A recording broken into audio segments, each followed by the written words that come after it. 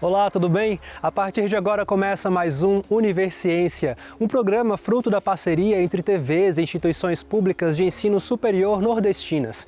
Aqui a gente mostra a importância das produções científicas e como as pesquisas têm transformado a vida das pessoas. Veja agora o que vamos conhecer hoje. Pesquisador do campus da Universidade Federal da Bahia, em Vitória da Conquista, participa de um grupo internacional voltado para a identificação da dieta humana. No Instituto Federal do Ceará, foi desenvolvido um veículo que utiliza a luz solar como combustível. Preservação da biodiversidade. Pesquisadores da Universidade Federal da Paraíba estão realizando um estudo inédito, catalogando espécies de animais. E ainda, em Itapetinga, cavalos estão sendo utilizados como ferramenta terapêutica no desenvolvimento do aprendizado de crianças e adolescentes.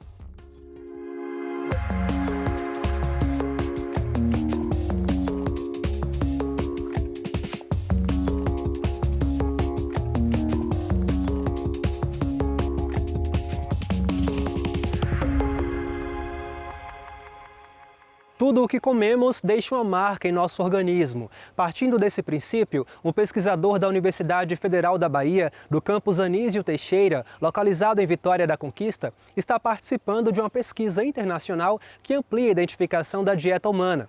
As descobertas permitirão prevenir doenças causadas por alguns alimentos, bem como encontrar aqueles capazes de amenizar sintomas e até favorecer a prevenção de outros males.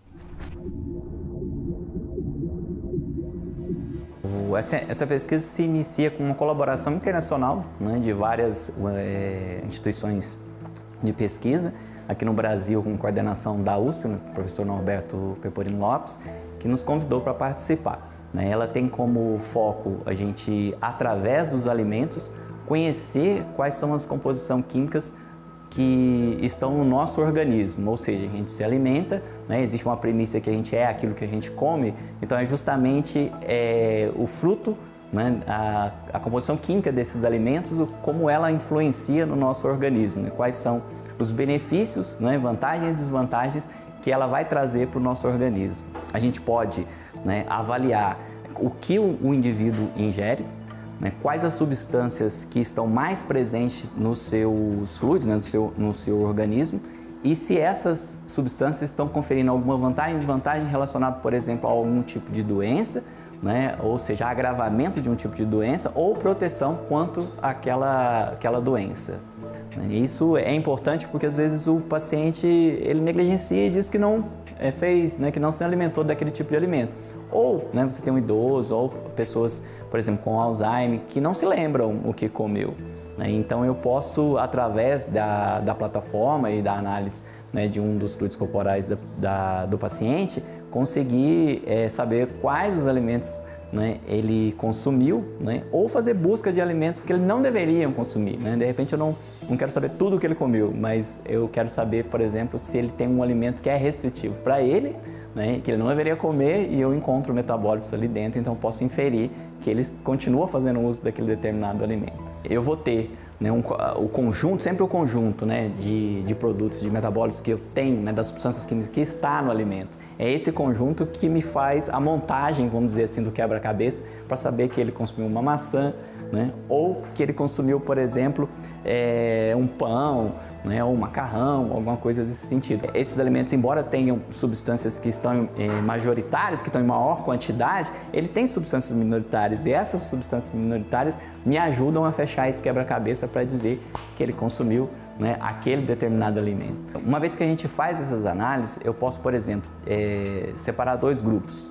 Né? Um grupo, por exemplo, com Alzheimer, que tenha um acometimento maior, né? E um grupo com a mesma doença, entretanto que tem, né, um estado clínico melhor. Né? Baseado nisso, eu posso, por exemplo, entender se existe alguma substância que está causando um agravamento dessa doença ou se existe alguma substância que está causando uma proteção nessa doença. E com essa informação, eu posso, por exemplo, restringir esse grupo de se alimentar de um determinado alimento, ou, né, estimular a ingestão de um outro alimento que vai ser benéfico para ele, preservando, né, ele em relação àquela doença. O mesmo vale para o coronavírus. A gente também testou o coronavírus, né, e está em fase de avaliação para a gente poder encontrar, né, se há metabólitos que a gente possa utilizar, né, como fator de proteção para essa doença. E uma vez que a gente sabe que existe um metabólito que ele é benéfico, né, traz vantagens para uma determinada doença, e você sabe que uma pessoa tem predisposição, né, a desenvolver um determinado tipo de doença, a gente pode estimulá-lo a consumir aquele alimento para que ele possa, então, já, né, de antemão, ter, né, uma proteção para aquela doença. Eu digo que é de suma importância, né, é através do que a gente faz aqui que amanhã a gente vai ter respostas para o que pode vir. Né? Então, um exemplo do coronavírus, as plataformas que a gente já tinha de vacina aqui foram fundamentais para que a gente pudesse conseguir dar respostas, né, nesse sentido. E esse tipo de pesquisa não é diferente. Né? Então, a gente começa a produzir respostas aqui que a gente pode sim utilizar já hoje, mas um amanhã, né, para ser melhor na nossa vida. Né?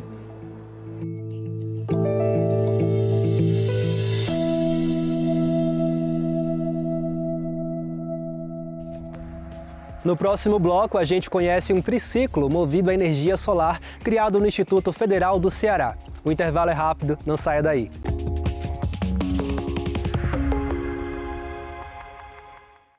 É bem verdade que no Ceará o sol brilha forte o ano todo.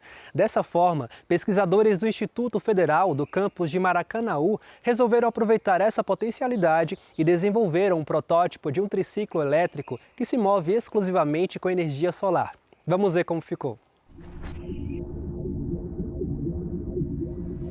A mobilidade urbana e a poluição estão entre os principais problemas das cidades ao redor do mundo. Por isso, as energias renováveis são a esperança de um futuro mais sustentável e eficiente. Estamos no campus de Maracanaú, do Instituto Federal do Ceará, o IFCE, na região metropolitana de Fortaleza. Aqui, no Centro de Pesquisa e Tecnologia, um veículo diferente e ao mesmo tempo simples e inventivo tem chamado a atenção. Trata-se do triciclo solar fotovoltaico, um meio de transporte que aproveita a energia desse sol que brilha forte em terras cearenses praticamente o ano todo para oferecer um conceito barato e prático de locomoção. O equipamento dispõe de um painel solar que capta a energia e funciona como teto. A placa está conectada a esse sistema de controle e gerenciamento de energia, que, por sua vez, liga-se a uma bateria de lítio. No guidão estão a chave de acionamento, o mostrador do nível de bateria e também um pequeno display. Há um modo eco de funcionamento para economia de energia, um botão para selecionar a ré e também, claro, uma buzina. Os pedais são utilizados como força auxiliar em terrenos mais difíceis ou em caso de falta de carga na bateria. O professor Luiz Daniel Santos, coordenador do curso de Engenharia de Controle e Automação, explica como surgiu essa ideia. Esse conceito surgiu no início do ano 2022. Tá? Eu estava tentando buscar algumas opções para tentar associar a ideia de sustentabilidade, tá, junto à eletromobilidade. Então, eu investiguei um pouco dimensional de painel, um pouco de alguns veículos relativamente leves que nós temos de forma acessível, fácil aqui no mercado, e eu acabei encontrando essa combinação interessante de tentar unir um painel solar fotovoltaico comercial, fácil de ser encontrado aqui no mercado, e um triciclo. E aí nós fomos atrás, até a metade do ano, de comprar os demais materiais que foram necessários para tornar real essa ideia. Como, por exemplo, a parte de acionamento, a parte de rastreamento de máxima potência para extrair o máximo possível de energia desse painel e resolver alguns problemas que vão existir ali, que todo veículo elétrico ele tem, como, por exemplo, a questão de você precisar de um ponto de recarga. Aqui nessa solução não, ela já traz isso no seu conjunto. O triciclo também possui boa autonomia e capacidade de carga. Esse protótipo aqui, ele está com uma estimativa de 90 km de autonomia somente na bateria. Ele é complementado com mais 90 pelo painel, porque a quantidade de energia que a bateria armazena, ela é muito similar à quantidade de bateria que o painel consegue fornecer. Então se espera ter em torno de 180 km de autonomia e uma velocidade máxima ali de uns 40 km por hora. O protótipo é apenas uma das iniciativas de pesquisa nessa área desenvolvidas no IFCE de Maracanaú. A equipe do campus tem o objetivo de transformar a unidade em referência em energias renováveis. Nós estamos aí participando do Energif, que é um curso de qualificação aí numa parceria com a CETEC MEC, né, Multicamp também. Desenvolvemos agora aí sobre a ideia do professor Luiz, o triciclo solar. Estamos partindo para um novo desafio de construir um carro elétrico, né? Inclusive já conseguimos o carro e o motor elétrico para dar o pontapé inicial nesse projeto. E a gente tem um trabalho mais ousado, que é de tornar Maracanaú um centro de referência em energias renováveis, onde a gente deseja que ele seja o guarda-chuva de todas essas ideias, né? Esse centro de referência, onde o ponto central dele é um laboratório de eletromobilidade, que aí inclui todo e qualquer modal voltado para a mobilidade, né, que use aí energia elétrica, e a gente tem como foco de fonte as renováveis, né, sobretudo a fotovoltaica. O caminho ainda é longo, mas não há dúvida de que a criatividade e a inovação presentes nas instituições públicas vão nos impulsionar na direção de um futuro mais ecologicamente correto, que já pede passagem.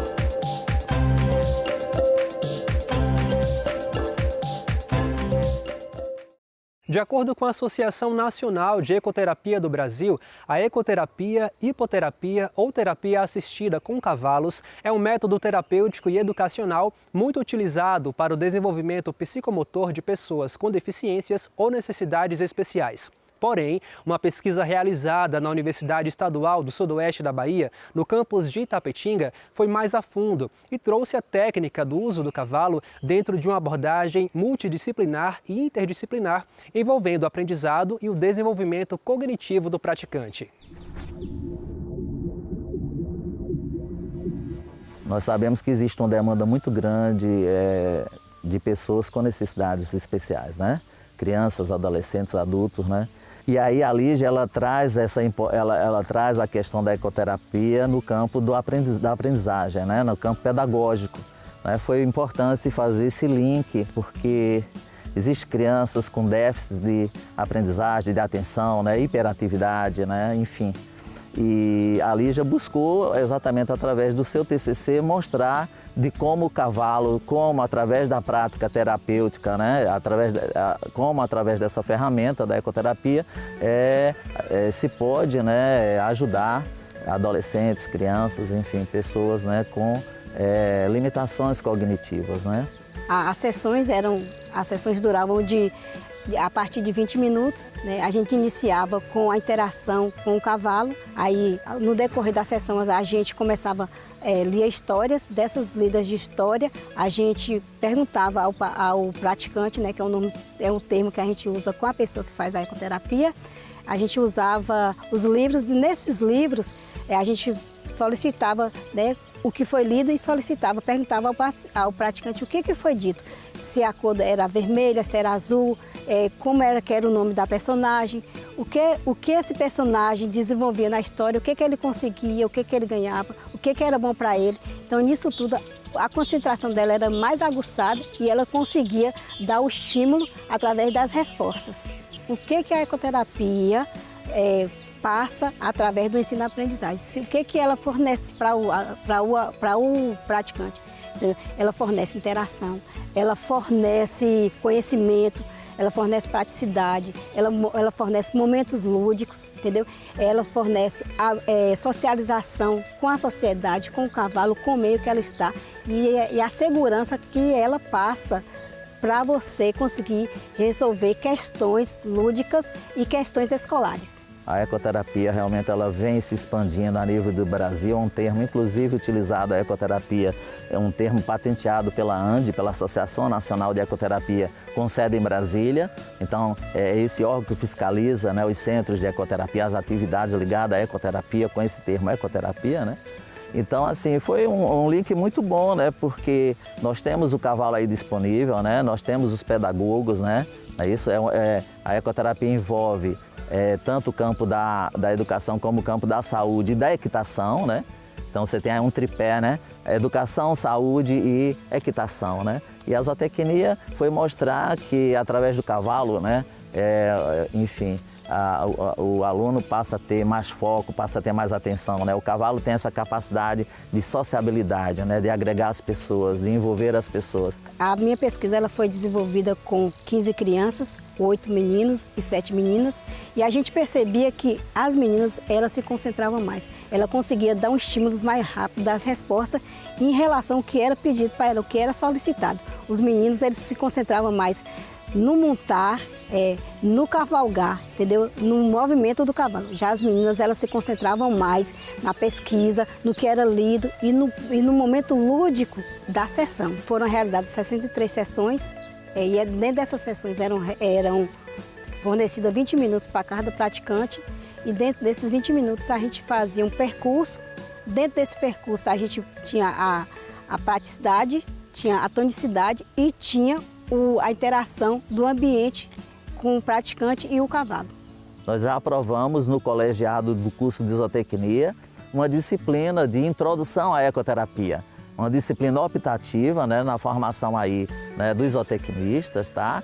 Querendo implementar cada vez mais, enfim, mostrar esse valor, né?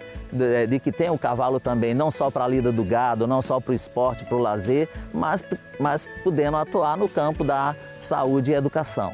O Brasil é muito grande, são poucos ainda os centros de ecoterapia distribuídos pelo país. É muito pouco, né? Nós temos um estado gigantesco como a Bahia, né? Enfim, nós sabemos que nós estamos em um país continental.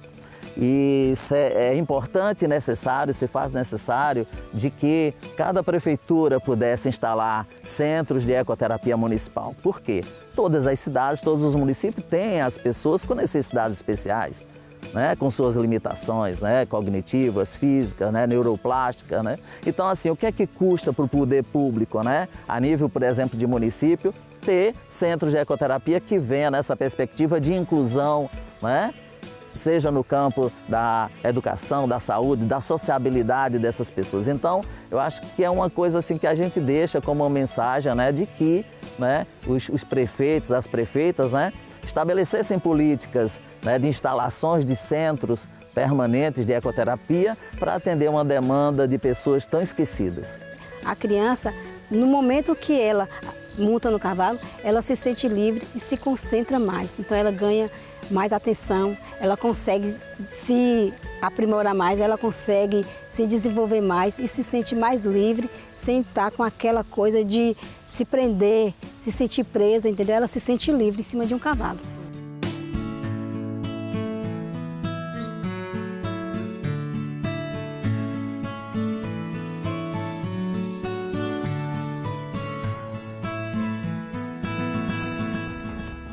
Catalogar espécies de animais é uma preocupação de pesquisadores da Universidade Federal da Paraíba e a gente entende por quê logo após o intervalo. É rapidinho.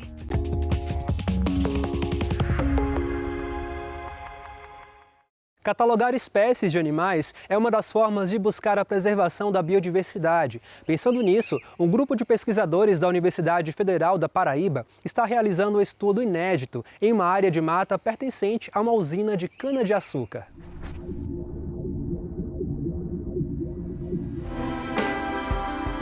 Você sabe o que é herpetologia?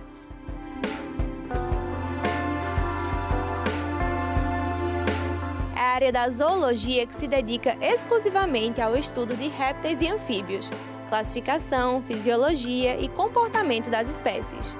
É este o tema do projeto de extensão de 5 professores de biologia da Universidade Federal da Paraíba, Inventário da Herpetofauna da Mata da Usina São João. A ideia é catalogar diferentes espécies de cobras, lagartos e serpentes dessa região. A gente precisa primeiro entender que é fundamental a gente conhecer o que existe nessas áreas de floresta atlântica, né? Para aí então a gente começar a pensar em preservar, em conservar, né? Conservar e preservar sem saber o que tem é muito arriscado. Então a gente precisa preservar isso tendo com base um levantamento forte, um levantamento robusto da biodiversidade desses locais. Então esse é o principal objetivo. O local escolhido é um dos maiores conjuntos de florestas da Paraíba e do Nordeste Setentrional. Fica localizado no município de Santa Rita, a 15 quilômetros da capital João Pessoa. Autorizado pelos órgãos ambientais, é um estudo inédito nesta região. É um dos fragmentos mais relevantes em termos de área, de tamanho de área, em termos de grau de conservação do ambiente. E é uma área que a gente considera como fundamental para fazer esses entendimentos gerais da fauna de anfíbios e répteis aqui no nosso estado. A estratégia adotada é a instalação de armadilhas em áreas que têm características físicas diferentes, como maior incidência de sol ou de sombra e níveis variados de umidade. Assim, a equipe pretende mapear as espécies mais presentes em cada região da usina e apontar as escolhas por determinados lugares. Um estudo que pode ser o ponto de partida para novos experimentos na área. E os alunos vão desenvolver atividades relacionadas à temática do projeto, né? Trabalhando com ecologia, inventariamento da fauna local, né? Da herpetofauna, dos répteis e anfíbios, e podem desenvolver seus trabalhos de formação, né? Os TCCs, ou até o envolvimento de alunos de pós-graduação, de mestrado ou até doutorado futuramente, caso surja algum aluno. Já foram instaladas 100 armadilhas para pesquisa de campo na região. O professor Gentil Filho está confiante com a possibilidade de encontrar novas espécies. Mesmo muitas espécies já sendo bem conhecidas, a gente ainda tem surpresas. Por exemplo, de 2014 a 2020, né, algumas espécies de serpentes, espécies novas, né, não conhecidas pela ciência, elas foram descritas nesses anos. Então, esses fragmentos de floresta, apesar de já, de certa forma, bem conhecidos, mas ainda podem guardar surpresas, digamos assim.